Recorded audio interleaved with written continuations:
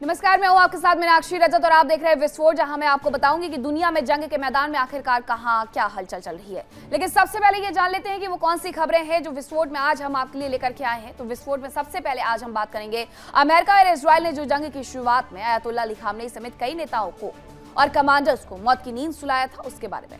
हालांकि मुस्तफा खामनेई को ईरान में तुरंत ही सुप्रीम लीडर चुन लिया गया, लेकिन उन्हें भी अब तक सार्वजनिक रूप से किसी ने नहीं देखा है।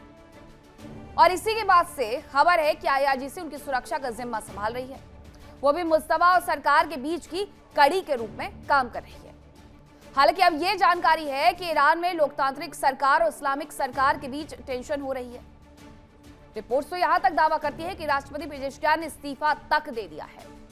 हालांकि खुद राष्ट्रपति और मुस्तफा के दफ्तर ने इन खबरों का खंडन कर दिया, लेकिन यह सवाल जरूर खड़ा हो गया है कि कहीं ईरान के दोनों अहम खंभों के बीच में टकराव तो नहीं होने लगा है, क्योंकि ये खबरें पहले से भी थी कि मुस्तफा और पेजेश्कियान के बीच में कुछ भी ठीक नहीं चल रहा है। उसके पीछे की वजह IRGC है।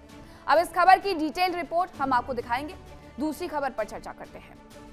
मिडिल ईस्ट के बीच जंग में माना गया कि अमेरिका और इजराइल की खुफिया एजेंसियों की ईरान में अच्छी पैठ बन गई है और इसके माध्यम से ही ईरान में विद्रोह भड़कने का प्रयास किया गया।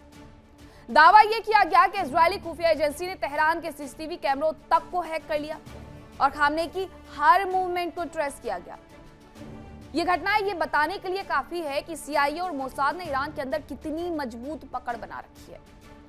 और यह सवाल अब इसलिए उठने लगा है क्योंकि IRGC के एक अहम जनरल की हत्या हो गई है और ये मौत जंग में नहीं हुई। सवाल ये उठ रहे हैं कि उनकी हत्या के पीछे कहीं अमेरिका और इजराइल का हाथ तो नहीं है, कहीं ये घात लगा करके टारगेट किलिंग जैसा तो नहीं किया गया है, या ईरान का कोई और दुश्मन है जो चोरी से अपना काम कर गया है। वही तीसरी खबर, मिडिल ईस्ट में जंग के बीच में सुलह करवाने की कोशिशें लगातार की जा रही हैं। मध्यस्थ देश समझौता कराने की कोशिशें कर रहे हैं। खुद राष्ट्रपति ट्रंप भी दावा कर चुके हैं कि ईरान के साथ जल्द डील हो जाएगी। लेकिन बड़ा सवाल यह है कि अमेरिका और ईरान दोनों ही अपनी अपनी मांगों पर अड़े हैं, दोनों ही झुकना नहीं चाहते और सबसे बड़ी बात यह कि दोनों को ही एक दूसरे पर भरोसा बिल्कुल नहीं। दोनों पक्षों के बीच में फिर ऐसे में समझौता होगा कैसे? आज हम आपको इस बारे में भी विस्तार से जानकारी देंगे। तो चलिए करते हैं शुरुआत। और शुरुआत करेंगे बड़ी खबर के साथ। खबर यह है कि ईरान पर हमलों को लेकर के रडार सिस्टम और ड्रोन कंट्रोल सेंटर पर अटैक किया गया है। यह सेंटकॉम की तरफ से जानकारी दी गई है। अब ईरान पर हमलों को लेकर के क्या कह रहा है सेंटकॉम, एक बार फिर से मैं आपको बताती हूँ। सेंटकॉम ये कह रहा है कि रडार सिस्टम और ड्रोन कंट्रोल सेंटर पर अटैक किया गया है और ये गोरोक कोस्टल बेल्ट और केश्म द्वीप पर अटैक किया गया है, ये उनकी तरफ से बताया गया है। ईरान की समुद्री निगरानी व्यवस्था पर अटैक किया गया है, ये सेंटकॉम का कहना है। तो ये अभी भी जब युद्ध विराम चल रहा है, ऐसे में कुछ वक्त से हमले भी लगातार हो रहे हैं। 5 दिन से लगातार हमले किए जा रहे हैं। कभी अमेरिका की तरफ से किए जा रहे हैं, कभी ईरान की तरफ से पलटवार किया जा रहा है, ये कह करके कि वो बदले की कार्रवाई कर रहे हैं। सेंटकॉम ने ये कह दिया है कि रडार सिस्टम और ड्रोन कंट्रोल सेंटर पर अटैक हुआ है और ये गोरोक कोस्टल बेल्ट और केश्म द्वीप पर अटैक हुआ है। सेंटकॉम ने यह भी कहा कि ईरान की समुद्री निगरानी व्यवस्था पर यह अटैक है। ये कोई पहला अटैक नहीं है, इसके पहले भी उन्होंने कई सारे अटैक ये कह करके किए थे कि हॉर्मुज के अंदर दरअसल कार्य किया जा रहा था ईरान की तरफ से, इसलिए हमने ये अटैक किया है। वही खबर यह है कि ईरान की IRGC तेहरान में जनरल वाहिद हाकान की मौत हो गई है। IRGC से जुड़े हुए थे जनरल वाहिद हाकान, जिनकी मौत हो गई है। सैटेलाइट प्रोजेक्ट की जिम्मेदारी संभाल रहे थे। जनरल हाकान की मौत पर अभी तक हालांकि कोई भी आधिकारिक बयान नहीं आया है, लेकिन इसके साथ साथ सवाल बड़े खड़े हो गए हैं। सवाल ये खड़े हो गए हैं कि क्या अमेरिका और इजराइल ने युद्ध विराम के बीच में ये टारगेट किलिंग करवाई है? हालांकि इसकी जिम्मेदारी अभी तक किसी की तरफ से नहीं ली गई है, लेकिन तेहरान में IRGC जनरल वाहिद हकान का जाना तेहरान के लिए एक बड़ी मुसीबत भी है और बड़ा सबब भी है। जब पूरा देश युद्ध की आग में जल रहा है, युद्ध में झुलसा हुआ नजर आता है, ऐसे में एक जनरल बिना युद्ध लड़े ही ढेर हो गए, तो क्या किसी ने टारगेट किलिंग की है? क्या अमेरिका और इजराइल, जो कल तक ये कहता था कि उसके पास हर एक छोटी जानकारी है जो कि उससे CIA और मोसाद के एजेंट्स पहुंचाते हैं, तो क्या उन्होंने ये काम तमाम कर दिया है? ये जनरल वाहिद हकान हैं कौन, क्या कर रहे थे, वो मैं आपको बताऊं। ये सैटेलाइट प्रोजेक्ट की जिम्मेदारी संभाल रहे थे।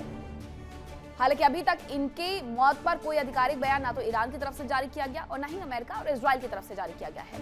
दूसरी तरफ सेंटकॉम ने बताया है कि किस तरीके से उसने और हमले किए हैं। तो ये पूरी स्थिति बनी हुई है क्योंकि ईरान में जो सबसे ताकतवर है वो IRGC ही है। राजधानी तेहरान में IRGC कमांडर की मौत हो गई, जिससे बड़े सवाल खड़े हो गए हैं कि कहीं उनकी मौत कोई साजिश तो नहीं है।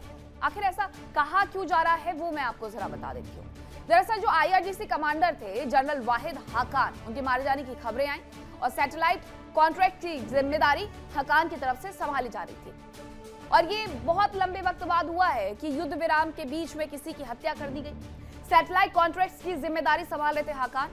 हालांकि ये अभी तक स्पष्ट नहीं हुआ है कि किसने मारा। IRIB और IRGC से जुड़े कॉन्ट्रैक्ट्स का जिम्मा उनके पास था। बेहद ही महत्वपूर्ण व्यक्ति थे इस लिहाज से कि जब पूरा देश युद्ध लड़ रहा है, युद्ध में है, तो ऐसे में सैटेलाइट कैसे संभालना है। अब IRGC कमांडर की मौत तो हो गई है, लेकिन इन सब के बीच में क्या मोसाद और CIA इन्वॉल्व था, इसको लेकर के कोई जानकारी नहीं है। लेकिन ये सैटेलाइट कॉन्ट्रैक्ट्स आखिरकार अहम क्यों है, उसके बारे में मैं आपको बताऊंगी, जिसकी जिम्मेदारी हक्कान के पास थी। IRGC को एक बड़ा धक्का लगा है हक्कान के जाने से, और वाहिद हक्कान उनके लिए बहुत ही महत्वपूर्ण व्यक्ति थे जो इस पूरे युद्ध में हर चीज को कंट्रोल करते हुए नजर आ रहे थे। IRGC कमांडर थे, सैटेलाइट कॉन्ट्रैक्ट्स की जिम्मेदारी थी। IRGC के लिए ये कॉन्ट्रैक्ट्स अहम थे और अब इसकी वजह से कहीं ना कहीं मुसीबतों का सामना जरूर से तेहरान को करना होगा। अब तेहरान को कोई एक नया चेहरा लेकर के आना होगा, लेकिन इन सब के बीच में अभी तक ये स्पष्ट नहीं हुआ है कि आखिरकार किसने उन्हें मारा है या क्या हुआ है। अगर ये थोड़ा सा स्पष्ट होता तो शायद समझा जा सकता था कि हुआ क्या है, लेकिन ये जो कॉन्ट्रैक्ट्स IRGC के लिए अहम थे वो क्यों थे उसके बारे में मैं आपको बताती हूँ।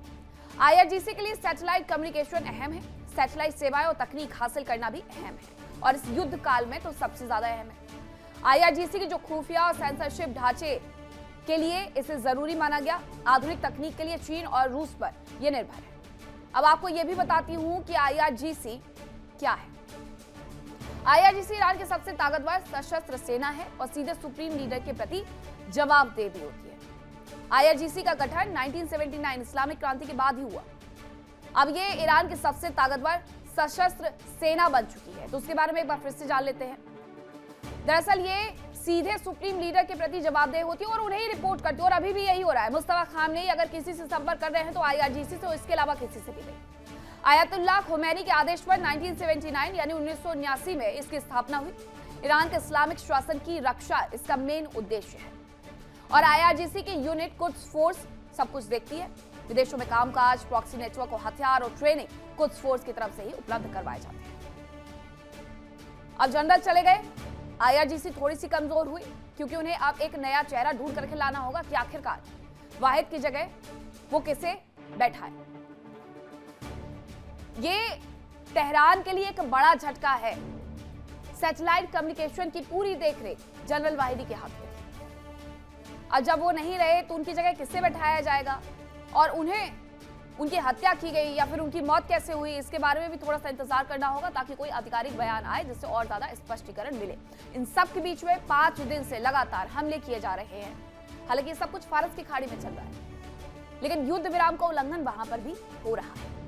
अब अमेरिका से संघर्ष में भले ही ईरान की स्थिति मजबूत दिख रही है।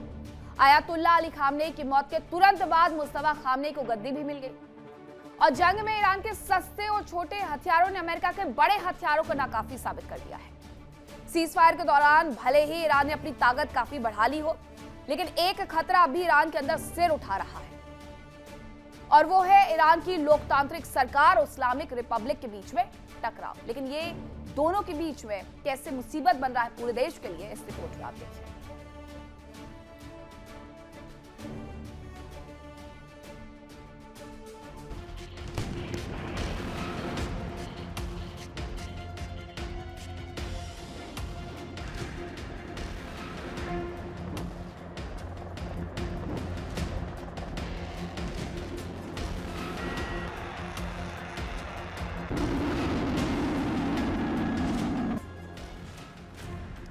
अमेरिका और इजराइल ने ईरान को जबरदस्त नुकसान पहुंचाया। 12,000 से ज्यादा ठिकानों पर बमबारी की गई। ईरान में हर ओर सिर्फ और सिर्फ तबाही का मंजर दिखा। लेकिन दोनों मिलकर भी ईरान में तख्ता पलट का मकसद पूरा नहीं कर सके। ईरान के लोग सड़कों पर नहीं उतरे। अयतुल्ला अली खामेनी की मौत के बाद भी ईरान नहीं टूटा। भारी बर्बादी के बावजूद ईरान डटकर खड़ा रहा।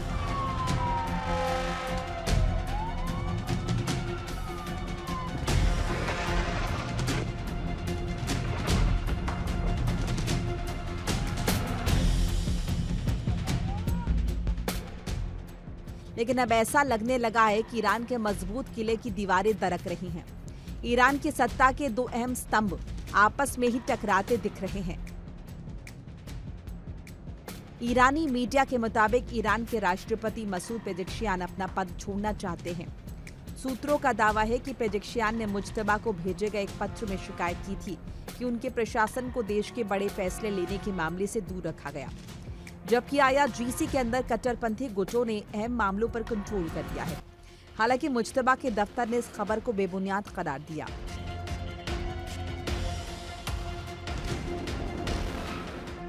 ईरानी मीडिया में दावा किया गया कि पेजेश्कियान ने मुज्तबा के दफ्तर को लिखा था कि ऐसे हालात में वो प्रभावी ढंग से शासन करने या अपनी कानूनी जिम्मेदारियों को पूरा करने में नाकाम साबित हो रहे हैं और इसीलिए उन्होंने तुरंत राष्ट्रपति पद छोड़ने का अनुरोध किया। ईरान में राष्ट्रपति मसूद पेजेश्कियान के इस्तीफे की खबरों ने राजनीतिक गलियारों में हलचल मचा दी। सवाल उठने लगे कि क्या वास्तव में ईरान की लोकतांत्रिक सरकार और इस्लामिक शासन के बीच दरार चौड़ी होती जा रही है, क्योंकि लोकतांत्रिक सरकार का प्रतिनिधित्व राष्ट्रपति पेजेश्कियान करते हैं और इस्लामिक रिपब्लिक का प्रतिनिधित्व सुप्रीम लीडर करते हैं, जिनकी कमान में काम करने वाली IRGC फिलहाल देश के सभी अहम फैसलों में अपना दखल रखती है।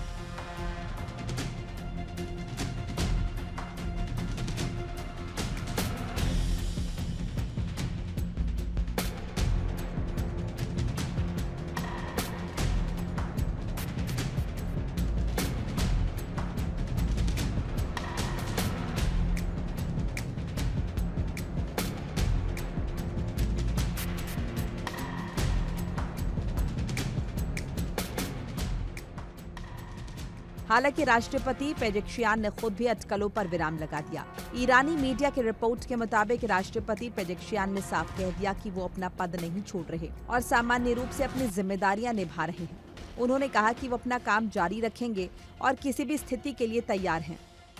हालांकि सरकार और IRGC के बीच टकराव की खबरें नहीं हैं। इससे पहले भी कई बार खींचतान की खबरें आती रही हैं। इससे पहले राष्ट्रपति पेजेश्कियान ने जब खाड़ी के देशों पर हमले के लिए माफी मांगी थी, साथ ही उन्होंने भरोसा दिया था कि अगर ईरान पर हमला नहीं हुआ तो उन पर हमला नहीं किया जाएगा। खबरों के मुताबिक IRGC ने इस बयान पर ऐतराज जताया और खाड़ी देशों पर अब तक हमले जारी हैं।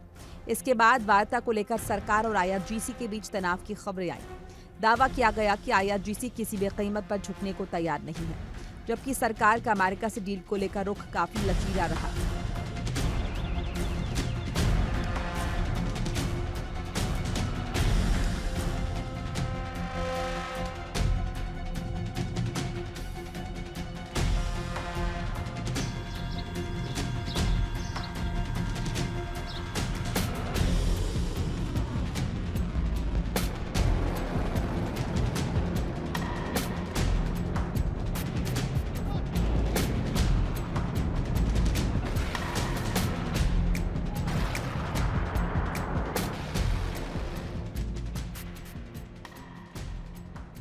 इससे पहले भी ईरान के दोनों प्रमुख स्तंभों में टकराव की खबरें सामने आई। रिपोर्ट्स के मुताबिक IRGC धीरे धीरे राष्ट्रपति के कई अधिकार सीमित कर चुका है और सरकार के महत्वपूर्ण हिस्सों पर उसका प्रभाव बढ़ गया है। सूत्रों का दावा है कि इस वजह से पेजेश्कियान प्रशासन राजनीतिक और प्रशासनिक गतिरोध में फंस गया है। कहा जा रहा है कि इस टकराव के कारण न केवल कूटनीतिक बातचीत प्रभावित हुई है, बल्कि कैबिनेट में बदलाव और कई प्रशासनिक फैसले अटक गए हैं। हालांकि फिलहाल राष्ट्रपति ने इस्तीफे की बात को नकार दिया है, लेकिन ये बात तो साबित होती है कि आग नहीं तो चिंगारी जरूर होगी, तभी धुआं उठा। Bureau report, India daily. Iran में लोकतांत्रिक सरकार और IRGC के बीच में तनाव की खबरें आ रही हैं, लेकिन आखिरकार ऐसा क्यों हो रहा है?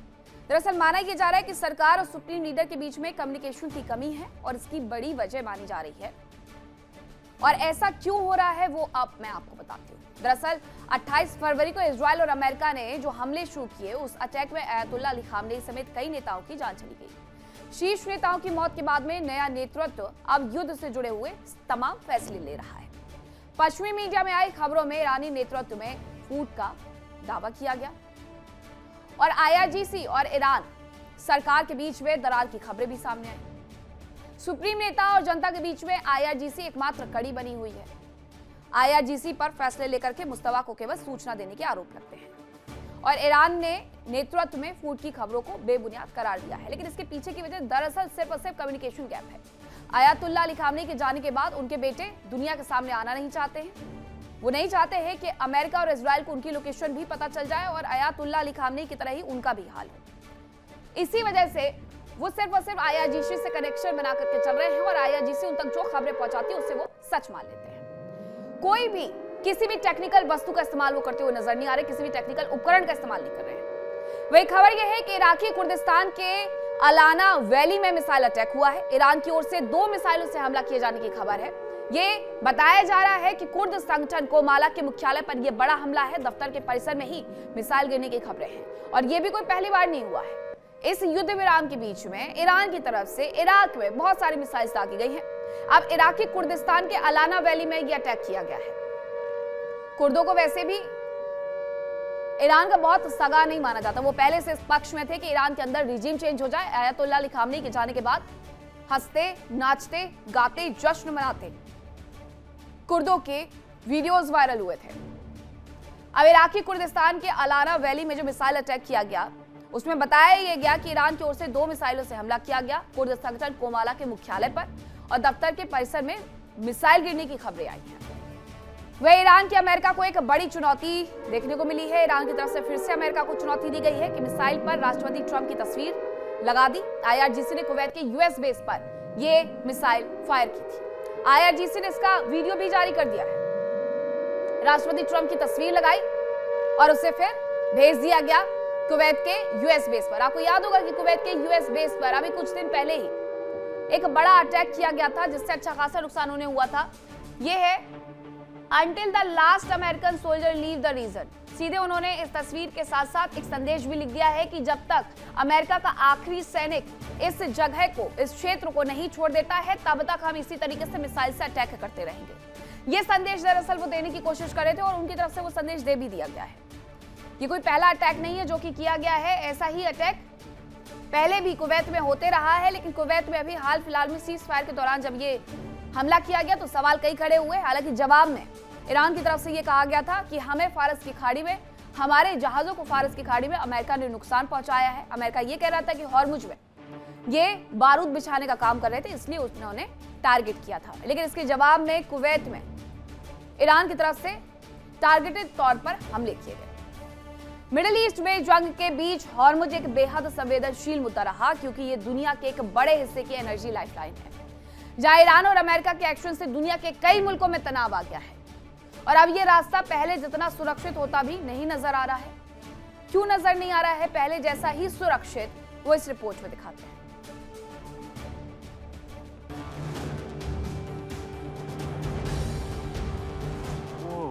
जंग के पहले ही आशंका जताई जा रही थी कि ईरान हॉर्मुज पर शिकंजा कसकर दुनिया को तड़पने पर मजबूर कर देगा, और हुआ भी वैसा ही। ईरान ने दुनिया की करीब 20% तेल और गैस की सप्लाई रूट पर शिकंजा कसा, तो दुनिया के कई मुल्क तड़प उठे।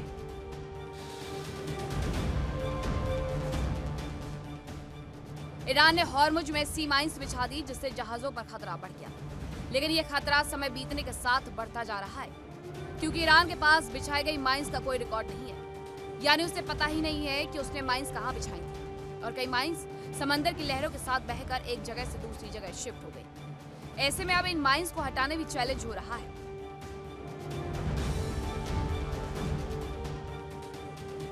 हाल ही में ओमान के तट के पास एक माइंस दिखाई दी, जिसके तुरंत बाद ओमान ने नाविकों और जहाजों के लिए अलर्ट जारी कर दिया। हालांकि इसके साथ ही आशंका भी मजबूत होने लगी कि क्या वास्तव में ये रास्ता सुरक्षित नहीं रह गया।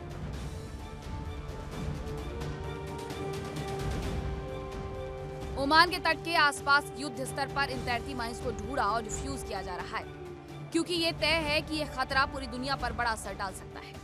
क्योंकि खाड़ी के इसी सकरे रास्ते से होकर दुनिया का 1/3 कच्चा तेल गुजरता है। इसीलिए यहाँ हुआ एक भी धमाका वैश्विक अर्थव्यवस्था को हिला सकता है।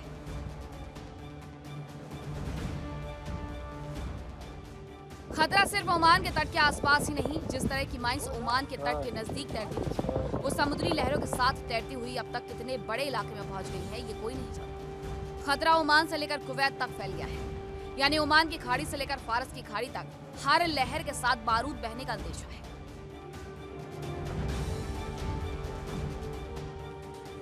हॉर्मुज में हर तरफ बिछी माइंस इस रास्ते को खतरनाक बना रही हैं। अब सवाल उठता है, माइंस कहाँ है? इसका जवाब किसी को नहीं पता, क्योंकि इन्हें जल्दबाजी में बिछाया गया, सटीक रिकॉर्ड नहीं रखा गया और आज हालात ये हैं कि इनकी लोकेशन तक साफ नहीं है। यानी खतरा कहाँ छिपा है इसका पुख्ता अंदाजा किसी के पास नहीं है। दूसरी बड़ी समस्या ये है कि ये माइंस अपनी जगह पर नहीं है।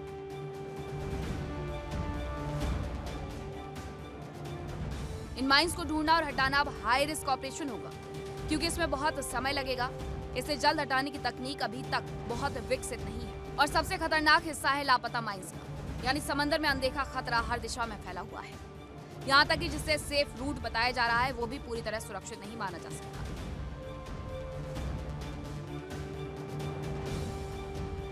ओमान से लेकर कुवैत तक फैला ये बारूदी खतरा पूरी फारस की खाड़ी को अपनी गिरफ्त में ले चुका है। ओमान के मुसद्दम द्वीप तक फैले समुद्री रास्ते पर मौत का जाल बिछा है। आशंका है कि करीब 1000 किलोमीटर लंबे और लगभग 200 से 300 किलोमीटर चौड़े इलाके में ये बारूद बिछा हुआ है।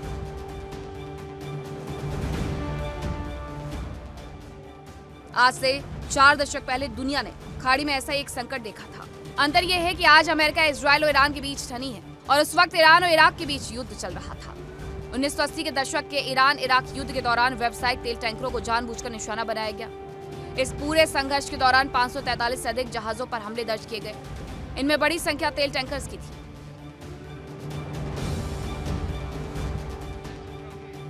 तेल टैंकर समुद्र के ऊपर होते हैं। सतह पर लगी माइंस को भी जल्द हटाया जा सकता है, लेकिन सबसे बड़ा खतरा सतह के नीचे छिपा है। समंदर के अंदर अलग अलग परतों में माइंस लगाई गई हैं। तल पर रखी बॉटम माइंस और पीछे पानी में तैरती मूरड माइंस सतह से दिखाई नहीं देती।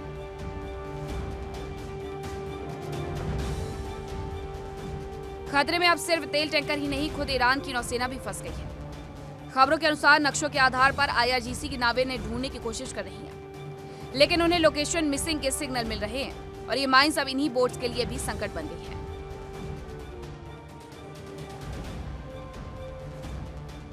साफ है कि खतरा तो बड़ा है, लेकिन इसका इलाज नहीं मिल रहा।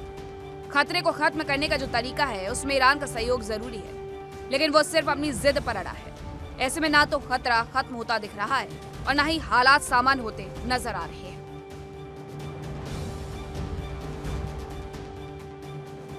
Bureau report, India daily. Iran ने युद्ध में स्थिति को बिगड़ते देखते हुए हॉर्मुज पर अपना नियंत्रण स्थापित करने के लिए जल्द से जल्द वहां पर माइंस बिछा दिए, जो कि अब सिर्फ मुसीबत बन गए हैं। ओमान के पास ये खतरा कैसे बढ़ गया है वो मैं आपको बताती हूँ। ओमान के समुद्री तट के पास कथित समुद्री माइंस बिछी हैं और ये पहले भी बताया जा रहा था कि पानी के तेज बहाव के साथ बह रही हैं। जहां पर बिछाई गई थी वहीं पर नहीं है। ओमान के समुद्री सुरक्षा विभाग की तरफ से ये चेतावनी भी जारी कर दी गई है। नाविक, मछुआरे और जहाजों के लिए ये चेतावनी जारी की गई है और खुद ईरान की जो जहाज वहां से गुजर रहे हैं उनके लिए भी ये खतरा है। ओमान ने समंदर में सतर्क रहने की अपील की है। बहुत सारी माइंस ऐसी हैं जिन पर GPS ट्रैकर था, लेकिन वो हट चुका है क्योंकि पानी का तेज बहाव आया। जो माइंस जहां पर बिछाई गई थी, ईरान खुद भूल चुका है कि कहां पर बिछाई गई है। अब ऐसे वो हटा नहीं पा रहा है, इसलिए ये ओमान के पास खतरा बढ़ते जा रहा है। वहां से कोई भी जहाज अगर गुजरेगा सामान लेकर के, तो ये उसके लिए बड़ी मुसीबत भी हो सकते हैं। अब आपको बताती हूँ कि ईरान ने जंग के दौरान हॉर्मुज में ऐसी कौन सी साजिश रची जिसमें आज दुनिया के कई मुल्क फंस चुके हैं। युद्ध के दौरान ईरान ने हॉर्मुज में माइंस बिछा दी। ये जल्दबाजी में लिया गया फैसला था जो दुनिया भर के लिए मुसीबत बढ़ाएगा। माहम 3 और माहम 7 माइंस बिछाए जाने की आशंका जताई जा रही है। आधुनिक सी माइंस है माहम 3 और माहम 7, जिन्हें बिछाया गया है, जो आज के करीब आने की जानकारी सेंसर्स के जरिए ये माइंस जुटा लेती हैं और उसी के हिसाब से ये आगे की कार्रवाई करती हैं। करीब 300 किलोग्राम की सी माइंस माहम 3 होती है। ये 300 किलोग्राम तक की हो सकती है और लगभग 100 मीटर की गहराई में इसे लगाया जा सकता है। ये इसकी खासियत है। अब 100 मीटर गहराई में किसी जहाज को ऊपर से गुजरते हुए पता ही ना चले। माहम 7 करीब 220 किलो की ये सी माइंस होती है और इसके भी कम गहरे समंदर में लगाया जा सकता है। अब एकदम जो नीचे गहराई में बिछा दी गई हैं उनके बारे में जानकारी ही नहीं मिल पा रही है कि आखिरकार वो माइंस गई कहां। हालांकि ये कोई पहला मामला नहीं है। ईरान ने हॉर्मुज को खतरनाक क्षेत्र में जब बदला हो, इससे पहले भी इराक से जंग के दौरान ईरान ने हॉर्मुज में ऐसे ही माइंस बिछा दी थी और उनसे जहाजों को नुकसान भी हुआ था। अब आपको इसके बारे में और ज्यादा जानकारी ग्राफिक्स के माध्यम से बताती हूँ। हॉर्मुज में इस तरीके का खतरा कोई नया नहीं है, पहले भी ऐसा हुआ था और ये तब हुआ था जब ईरान और इराक के बीच में युद्ध चल रहा था और युद्ध के दौरान तेल टैंकर पर हमले हुए। संघर्ष के दौरान 543 से ज्यादा जहाजों पर अटैक किए गए और प्रभावित जहाजों में करीब 61% तेल टैंकर शामिल हुए। हमलों में 55 टैंकर पूरी तरीके से नष्ट हो गए थे और युद्ध में जो समुद्री माइंस थी वो बेहद खतरनाक साबित हुई थी। जुलाई 1987 में कुवैती टैंकर एसएस ब्रिस्टन ईरानी माइंस का शिकार हो गया। अप्रैल 1988 में यूएस युद्धपोत यूएसएस सैमुअल बी रॉबर्ट्स भी क्षतिग्रस्त हो गया था। ये लंबे समय तक के लिए अपना प्रभाव छोड़ करके जाएंगी। कुछ माइंस को अगर हटा भी लेंगे तो बहुत सारी माइंस वहां पर रह जाएंगी जो आगे मुसीबतें बढ़ाएंगी। अमेरिकी बेस से जुड़ी हुई बड़ी खबर आपको बताती हूं, जहां आईआरजीसी का यूएस के हमलों का जवाब देने का दावा सामने आया है। आईआरजीसी का कहना है कि उसने यूएस के जो हमले हो रहे हैं उसका जवाब दे दिया है। क्या जवाब दिया गया है? कुवैत के अली आल खातिम बेस पर हमले का दावा आईआरजीसी की तरफ से किया गया। ईरान के खुजरिस्तान से मिसाइल दागे जाने का दावा भी उनकी तरफ से कर दिया गया है। इस वक्त वो सिर्फ कुवैत को ही निशाना बना रहे हैं। कुवैत के अली अल सलेम बेस पर हमले का दावा किया गया है और ये जो हमला किया गया वो ईरान के खुजरिस्तान से किया गया है, वहां से मिसाइल दागी गई है। अमेरिका ईरान पर हमले करता है। ईरान कुवैत में स्थित अमेरिका के तमाम सैन्य ठिकानों को निशाना बनाता है और वही दावा एक बार फिर से आईआरजीसी ने किया है कि हम पर जो हमला हुआ था हमने उस पर कार्रवाई करते हुए कुवैत के अली अल सलेम बेस पर हमला कर दिया है और ये ईरान के खुजरिस्तान से मिसाइल दागी गई है, ये दावा उनकी तरफ से किया गया है। दूसरी तरफ ईरान के हमलों को लेकर के कुवैत भी बड़ा दावा कर रहा है। ईरानी हमलों को वो नाकाम करने का दावा कर रहे हैं। कुवैत कह रहा है कि हमने इन हमलों का माकूल जवाब दिया, इन्हें इंटरसेप्ट कर लिया है और इसकी वजह से नुकसान नहीं हुआ है। मिसाइल और ड्रोन को हमने इंटरसेप्ट कर लिया है। कुवैती सेना की आम लोगों से अपील भी सुनने को आई है कि प्रशासनिक अधिकारियों के सहयोग में रहें, उनका सहयोग करते रहें। कुवैत की तरफ से ये कहा गया कि हमने तमाम जो मिसाइल्स और ड्रोन आ रहे थे उन्हें इंटरसेप्ट कर लिया है, ये उनकी तरफ से जानकारी दी गई है। कुवैती एयर डिफेंसेस की तरफ से ये जानकारी सामने आई है। उन्होंने इससे रिलेटेड पूरा पोस्ट सोशल मीडिया पर अपलोड करते हुए बताया है कि हमारी तरफ या अमेरिकी सैन्य बेस की तरफ जो भी मिसाइल्स और ड्रोन्स आ रहे थे हमने उन्हें इंटरसेप्ट कर लिया है। कुवैत के लोगों से अपील की गई है कि वो कुवैती सेना के साथ सहयोग बना करके चले। ये दो खबरें हैं। ईरान कह रहा है कि हमने हमला कर दिया है कुवैत में, दूसरी तरफ कुवैत ये कह रहा है कि हमने इंटरसेप्ट कर लिया है। दोनों अपने अपने दावे कर रहे हैं, लेकिन नुकसान अगर किसी को होगा तो वो अमेरिकी सैन्य बेस को होगा। हालांकि ऐसा नहीं है कि कुवैत में कोई नुकसान नहीं होगा, कुवैत में भी अच्छा खासा नुकसान उसकी वजह से होगा, क्योंकि हमने पहले भी देखा था जब फुल स्केल वॉर तीनों देशों के बीच में चल रही थी तो सबसे ज्यादा हमले मिडिल ईस्ट की ही कंट्रीज पर किए गए ईरान की तरफ से अमेरिकी सैन्य बेस को निशाना बनाने का कह करके। लेकिन उसके अलावा भी कई ऐसी जगहों पर हमले किए गए थे जो कि आम लोगों से जुड़ी हुई थी और इस बार भी यही है। इसलिए इंटरसेप्टर्स को आगे बढ़ाया गया कुवैत की तरफ से भी और इन मिसाइल्स और ड्रोन को इंटरसेप्ट किया गया है ताकि उनकी जगहों को नुकसान न पहुंचे। अमेरिका और ईरान के बीच में डील कराने की कोशिशें लगातार चल रही है। मध्यस्थ देश लगातार प्रयास कर रहे हैं कि दोनों पक्षों के बीच में समझौता हो जाए ताकि दुनिया एक बार फिर से जंग की आग में झुलसने से बच जाए। लेकिन इन सब के बीच में राष्ट्रपति ट्रंप ने साफ कर दिया है कि अगर ईरान ने शर्तें नहीं मानी तो एक बार फिर से जंग होगी। ईरान ने भी कहा है कि अमेरिका ऐसा जरूर करेगा। उसने अमेरिका पर शक भी अपना जाहिर कर दिया है।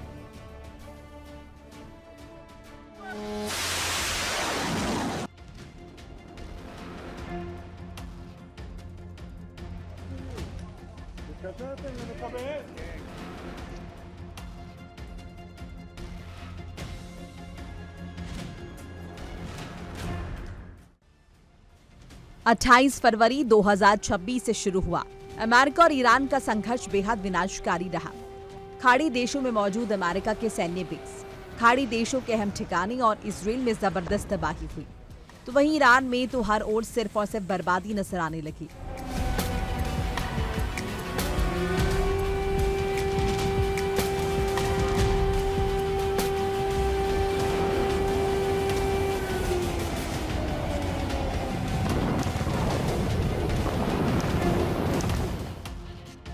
जंग के बीच ही राष्ट्रपति ट्रंप ने सीज फायर का ऐलान कर दिया। मध्यस्थ देशों ने समझौता कराने की कोशिशें तेज कर दी, लेकिन दोनों ही पक्ष अपनी अपनी मांगों पर ऐसे अड़े दिखाई दे रहे हैं कि समझौते की उम्मीदें धुंधली पड़ती दिख रही हैं। इस बीच अमेरिकी राष्ट्रपति डोनाल्ड ट्रंप ने कहा कि उन्हें ईरान के साथ समझौता करने की कोई जल्दी नहीं है। उन्होंने चेतावनी दी कि अगर ईरान अमेरिकी शर्तों को नहीं मानता तो सैन्य कार्रवाई की जा सकती है।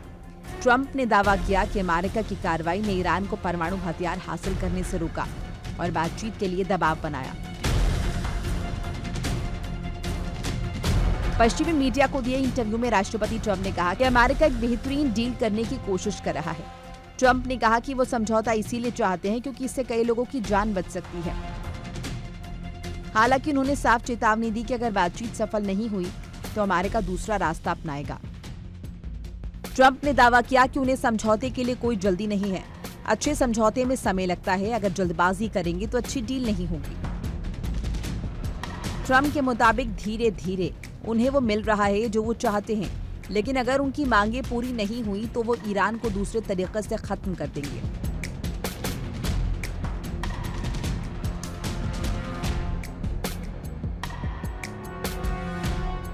ट्रंप ने ईरान के नेताओं को बहुत सख्त बताया। उन्होंने कहा कि बातचीत आसान नहीं है, लेकिन अमेरिका अपनी शर्तों को आगे बढ़ाने में सफल हो रहा है। ट्रंप ने इराक युद्ध का भी जिक्र किया। उन्होंने इराक में सैन्य कार्रवाई को बड़ी गलती बताया। ट्रंप ने दावा किया कि अमेरिका को ईरान में भी कार्रवाई नहीं करनी चाहिए थी, लेकिन ईरान की परमाणु क्षमताओं को देखते हुए कार्रवाई जरूरी हो गई।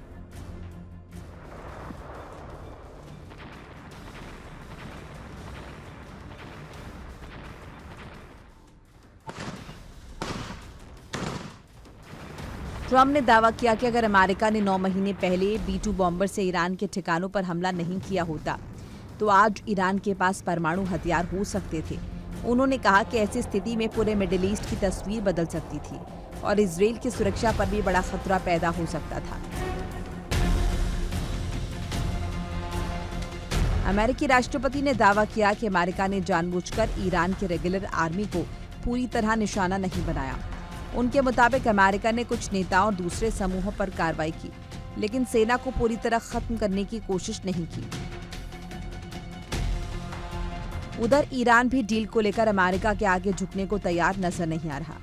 ईरानी संसद के स्पीकर और शीर्ष वार्ताकार मोहम्मद गालिबाफ का कहना है कि तेहरान अमेरिका के साथ अपने झगड़े को खत्म करने वाले किसी भी समझौते को तब तक स्वीकार नहीं करेगा जब तक ये सुनिश्चित न हो जाए कि ईरानी लोगों के अधिकार सुरक्षित हैं। मीडिया रिपोर्ट के मुताबिक गालिबाफ ने कहा कि दुश्मन की बातों और वादों पर कोई भरोसा नहीं है। ईरान एकमात्र मापदंड है कि अमेरिका को पहले ये साबित करना होगा कि वो भरोसेमंद है। Bureau report, India daily.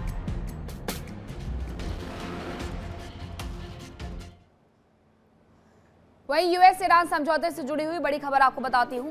Trump का यह कहना है कि ईरान एक समझौता करना चाहता है। यूएस और हमारे लोगों के लिए यह अच्छा होगा समझौता। उनकी तरफ से कहा गया कि अंत में सब कुछ ठीक हो जाएगा। डोनाल्ड ट्रंप की तरफ से यह दावा किया गया है। हालांकि ईरान की तरफ से इस पर जवाब जरूर से आएगा।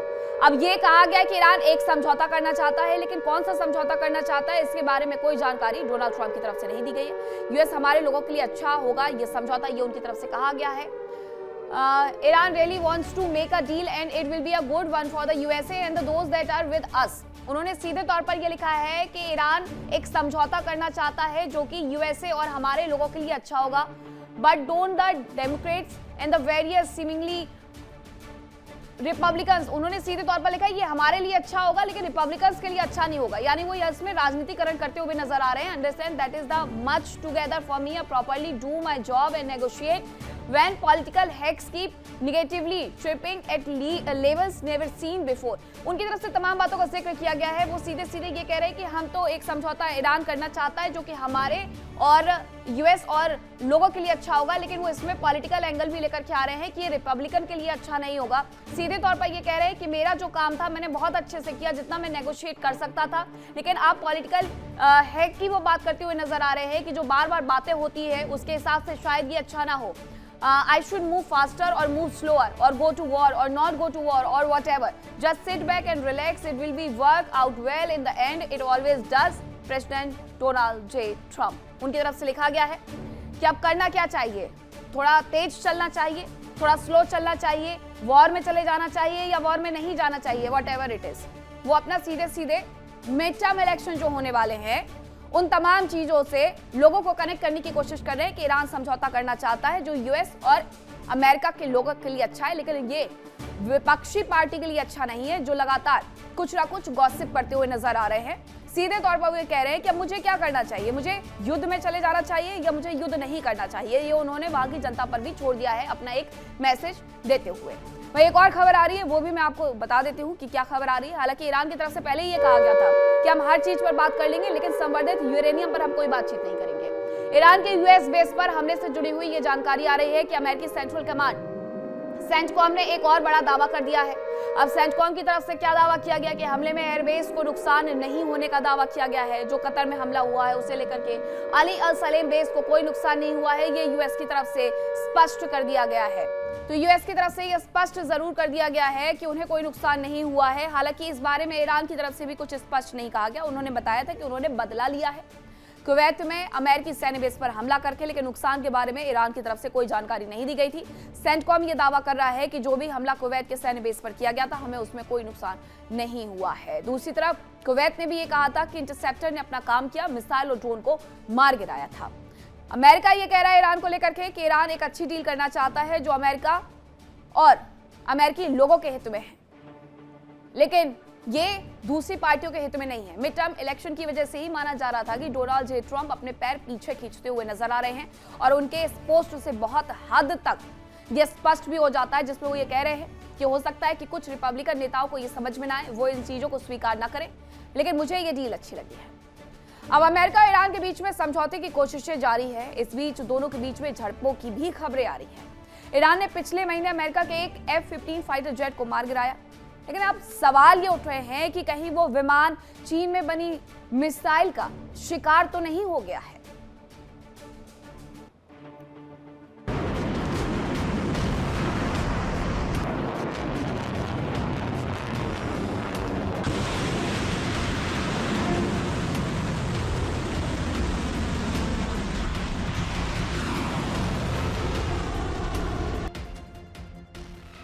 चीन और रूस हमेशा से ईरान के साथ ही रहे हैं। जंग के पहले से ही दोनों मुल्क ईरान के पक्ष में खड़े नजर आए। जंग के दौरान दोनों देशों ने ईरान की सेना की मदद की। दावा किया गया कि रूस की मदद से ही ईरान ने अमेरिका के ठिकानों पर सटीक हमले किए, जबकि चीन ने ईरान को इंटेलिजेंस मुहैया करवाया।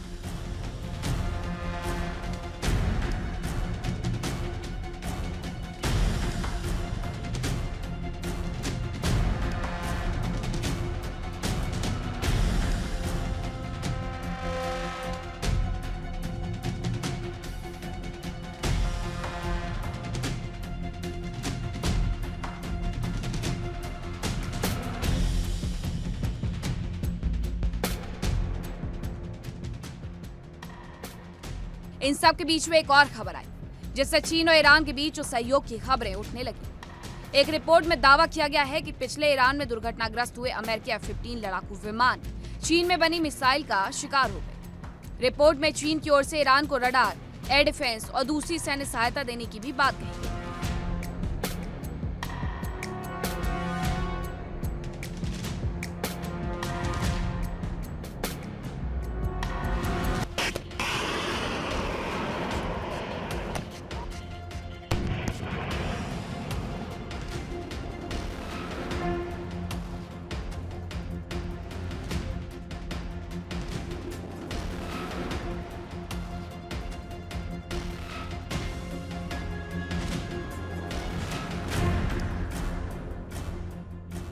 दक्षिण पश्चिमी ईरान में एक अमेरिकी F-15 लड़ाकू विमान पिछले महीने दुर्घटनाग्रस्त हो गया था।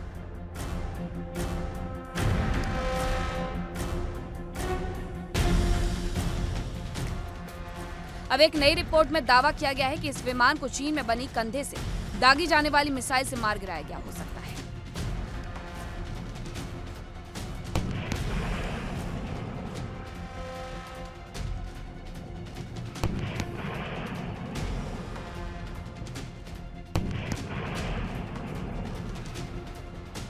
पश्चिमी मीडिया के अनुसार चीन ने ईरान को युद्ध के दौरान अन्य सैन्य मदद भी दी है। इसमें स्टेल्थ विमान तकनीक और लंबी दूरी तक निगरानी करने वाले रडार सिस्टम शामिल बताए गए। अमेरिकी अधिकारियों के अनुसार इन उपकरणों की मदद से ईरान आधुनिक अमेरिकी लड़ाकू विमान, खासकर F-15E स्ट्राइकर ईगल को बेहतर तरीके से ट्रैक कर सकता है। युद्ध के दौरान राष्ट्रपति ट्रंप ने कहा था कि विमान को एक कंधे पर रख कर दागे जाने वाली मिसाइल से निशाना बनाया गया। ऐसी मिसाइल को मैन पैड्स कहा जाता है। मैन पैड्स छोटे और पोर्टेबल हथियार होते हैं जिन्हें एक जवान अपने कंधे पर रख कर चला सकता है। इनकी लंबाई लगभग 7 फीट और वजन करीब 40 पाउंड होता है। इनका इस्तेमाल आमतौर पर कम ऊंचाई पर उड़ रहे विमानों को निशाना बनाने के लिए किया जाता है।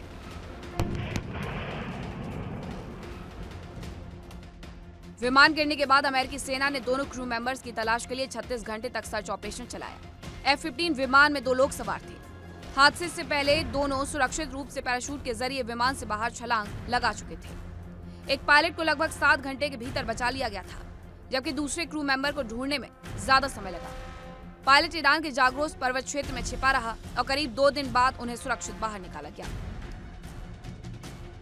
रिपोर्ट में कहा गया कि अभी यह साफ नहीं है कि चीन ने ईरान को सैन्य उपकरण कम मुहैया कराए, लेकिन अगर ईरान वास्तव में चीनी हथियारों का इस्तेमाल कर रहा है तो इसमें अमेरिका और चीन के रिश्तों में और तनाव बढ़ सकता है। अमेरिका इसे ईरान को चीन की अप्रत्यक्ष मदद के रूप में देख सकता है। ये मामला ऐसे समय सामने आया है जब ट्रंप प्रशासन चीन की मदद से अमेरिका ईरान संघर्ष को खत्म करने की कोशिश कर रहा है। हालांकि अभी तक इस बात की आधिकारिक पुष्टि नहीं हो पाई कि वास्तव में ईरान ने चीन में बनी मिसाइलों से ही अमेरिकी फाइटर जेट को निशाना बनाया या नहीं, लेकिन ईरान और चीन के रिश्तों को देखते हुए इस आशंका से इनकार भी नहीं किया जा सकता। Bureau report, India daily. अब अलग अलग दावे किए जा रहे हैं। हालांकि कोई भी बयान तो इसमें नहीं देगा, क्योंकि चीन खुद नहीं चाहता है कि वो इस सब में अमेरिका के टारगेट पर आ जाए। अब आपको वो रिपोर्ट बताती हूँ जो कि पश्चिम मीडिया के सोर्स से आई है। सवाल ये है कि ईरान युद्ध में चीन की भूमिका आखिरकार फिर से क्यों चर्चा में आ गई है। उसकी तरफ से जो सपोर्ट किया गया, क्या उसकी वजह से? अमेरिकी मीडिया की एक रिपोर्ट में बड़ा दावा किया गया है कि चीन की तरफ से जो मैन पैड्स मिसाइल्स दी गई थी उसकी वजह से ये हमला किया गया और अमेरिकी F-15E जेट को चीनी मिसाइल ने मार गिराया।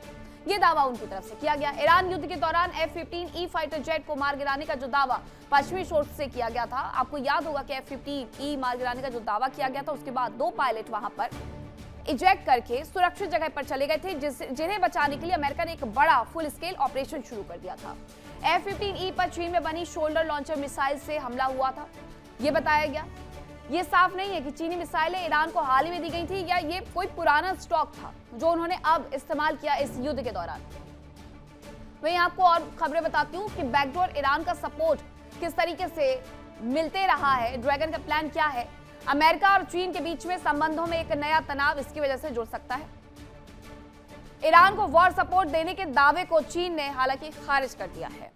ऐसी खबरें पहले भी आई थी कि हॉर्मुज के रास्ते से जो चीनी और रशियन जहाज गुजर रहे हैं उसके माध्यम से ईरान को सीधे सीधे हथियार पहुंचाए जा रहे हैं। चीनी दूतावास ने अमेरिकी मीडिया के दावों को बेबुनियाद करार दिया है। उनकी तरफ से कहा गया कि ये सब कुछ बकवास है।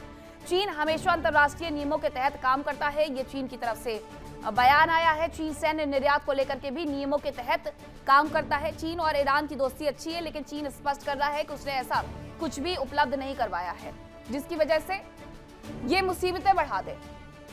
अब आपको ये भी बताती हूँ कि F-15E फाइटर जेट्स आखिरकार कितना ज्यादा खतरनाक होता है और कितना ज्यादा ये इंपॉर्टेंट था अमेरिका के लिए। अमेरिका का ये बेहद ताकतवर मल्टी रोल फाइटर जेट है।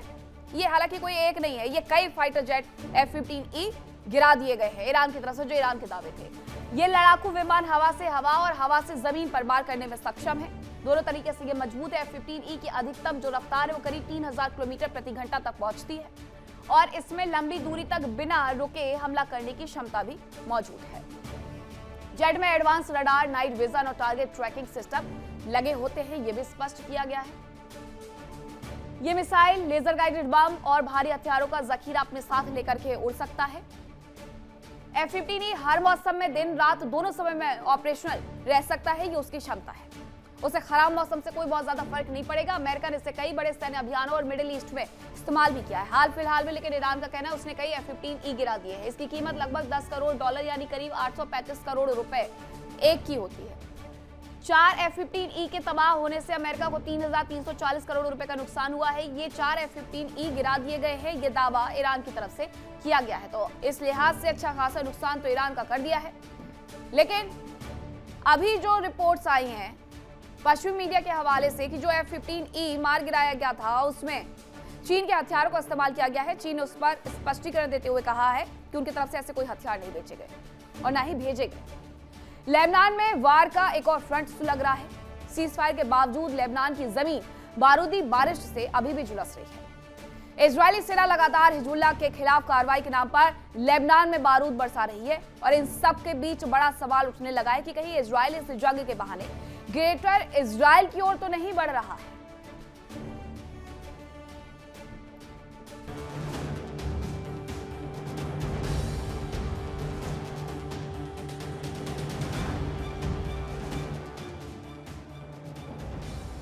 लेबनान की जमीन लगातार टहल रही है, हवा में बारूद की गंध है और लोग त्राही त्राही कर रहे हैं। इजरायल और लेबनान के बीच सीज फायर तो हुआ, लेकिन उसका कोई फायदा नहीं दिख रहा है, क्योंकि लेबनान में इजरायली सेना और हिजबुल्लाह के बीच जंग लगातार जारी है।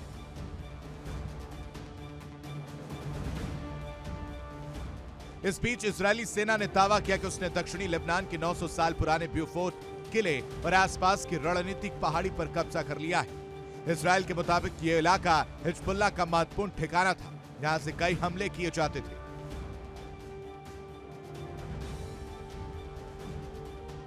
इजरायली सेना के मुताबिक इस अभियान का मकसद ब्यूफोर्ट रिज और वादी अल सलूकी क्षेत्र पर नियंत्रण हासिल करना था। सेना ने दावा किया कि हिजबुल्लाह ने ईरान के समर्थन से इस इलाके में सैन्य ढांचा तैयार कर रखा था, इसलिए ऑपरेशन के दौरान हिजबुल्लाह के ठिकानों और सैन्य सुविधाओं को निशाना बनाया गया।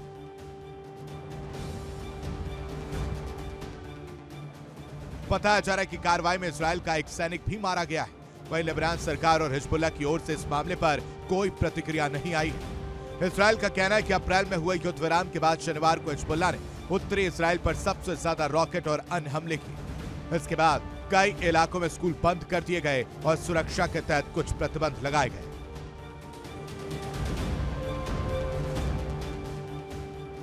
इजरायली सेना के मुताबिक ब्यूफोर्ट किला और उसके आसपास की पहाड़ी बहुत महत्वपूर्ण जगह है। यहाँ से दक्षिणी लेबनान और उत्तरी इजरायल के बड़े हिस्से पर नजर रखी जा सकती है। सेना का दावा है कि इसी इलाके से हिजबुल्लाह इजरायली शहरों और सैन्य ठिकानों पर हमले करता था। इजरायल का दावा है कि क्षेत्र में मौजूद लॉन्चिंग सिस्टम और अन्य सैन्य ढांचे को भी निशाना बनाया जा रहा है।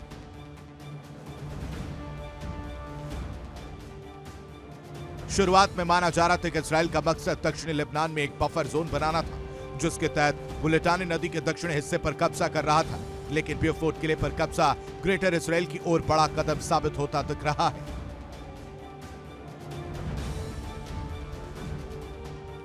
Bureau report, India daily.